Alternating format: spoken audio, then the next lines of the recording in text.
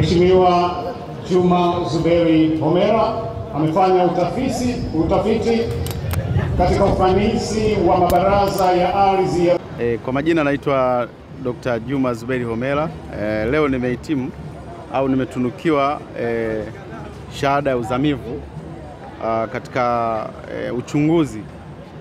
uchunguzi wa ufanisi wa mabaraza ya ardhi ya vijiji ambayo yaliundwa kwa mujibu wa sheria, ambayo sasa nimejaribu kuangalia ufanisi wake kwamba migogoro ya wakulima na wafugaji bado inaendelea kuwepo. Sasa nikajikita zaidi niweze kujiridhisha tatizo ni nini, kwa maana ya kwamba mabaraza ya ardhi yapo na yameundwa kwenye ngazi ya vijiji, lakini kule vijijini ndiko kuna changamoto nyingi za migogoro ya wakulima na wafugaji, na wengi wanapoteza maisha pengine kwa kupigana kati ya wakulima na wafugaji. Sasa hili kanipelekea kwamba nianze utafiti huu ili kuweza kujiridhisha changamoto zilizopo. Kwa kweli ni kwamba tumegundua mambo mengi kwenye findings.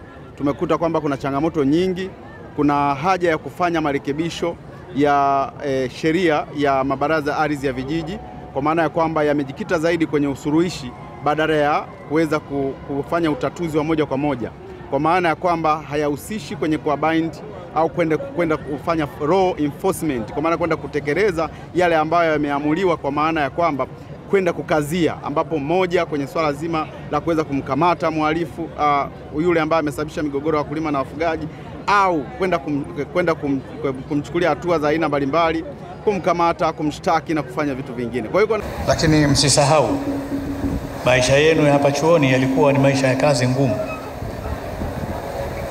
Mmetoka jasho jingi kuliko furaha, lakini leo furaha ni nyingi kuliko jasho. Kuna sini sana